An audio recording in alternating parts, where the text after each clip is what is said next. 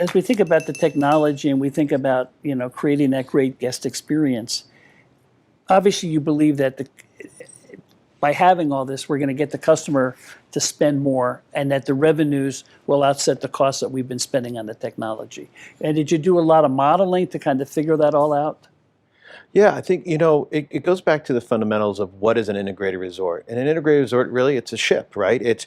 You have various amenities, whether or not it's the gaming, entertainment, food and beverage, hotel, or accommodations in this case. And when you approach that, you sit there and you ask we're all consumers again, and you sit there and you say, what do we want to see? What bad experience did we had? To Rick's point, we didn't have a playbook going into this, and we were able to write the whole script. Again, because we weren't established, we're not established yet in Las Vegas, so it's not like one of our competitive properties opening up a sixth property or a seventh property, and here's the playbook. We approached it as, how would a consumer, how do we approach, and how would we like to be affected by those arrival experience, by the gaming experience, and by the welcome on this guest journey. And it all led back to, as Sandy and Dom indicated, to the technology platforms that we're implementing. And really, I know we've talked about this a little briefly earlier, but I'd like to know a little bit more about, as you think about the loyalty program, and you're kind of integrating with Hilton. Can you talk us a little bit through how that integration is occurring from the customer's perspective? Yeah, so from all the way from knowing about our property to booking our property, it is 100% integrated with Hilton. So we talk back to them, they talk to us. The check-in, the digital key is all through Hilton. So that's fully integrated.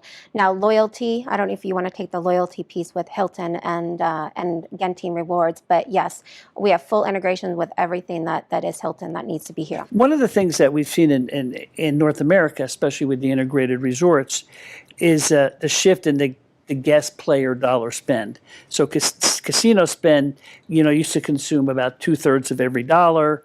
Now casino spend is about down to 1/3, and 2/3 is spent on non-gaming. Do you believe that Resorts World will sort of match that new profile, or do you think it's going to kind of more balance out? Well, I think what's going to happen is, and I think it's a great question, because what we've done is, again, we took a look at the landscape of our competitive set, not just in Las Vegas, but globally. And with the decline of, let's say, gaming dollars, as you suggested, with new amenities emerging, we've gone away from terms like casino marketing, casino hosts. It's resort hosts, it's resort marketing. And the purpose of that is individuals have been probably neglected a lot with cash spend. I think you can create this amazing platform of non-gamers that will create loyalty, and that will help grow that substantially. And I think at the same time, whether or not they ever do step foot in the gaming space, that's okay with us, because as long as we acknowledge their spend, their cash spend, the margins are a little bit higher, right, in the food and beverage side and in the hotel side, entertainment, versus the casino, which is measured on theoretical. So I think what happens is we'll be able to create or identify a brand new segment that's coming out that's been largely ignored within our industry. Mm-hmm. So we're getting close to kind of wrapping up. At what's like the most exciting thing about opening Resorts World? As you kind of think about your career, you're all industry executives and with years of experience. What, like, when you wake up in the morning, what's the thing that you go, I can't believe I'm at Resorts World because of? The employees that we're bringing on. It's a fresh group of people that are excited to be here. Putting it in infrastructure, again, the latest property was 10 years ago, so everything brand new, state-of-the-art, with the ability to grow and expand as far as we want to with our partners. That's great. Same thing, technology. We were able to do what we needed to do for this property without having old legacy systems or the walls already built. So we got to do it from scratch. Yeah, I have to say the employee side, go with Rick.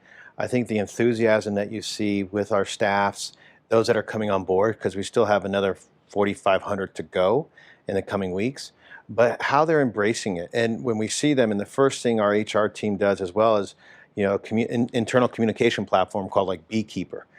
And again, we're not just using technology for guest facing, but the interaction with all of our employees and embracing those all those technologies in those moments as well.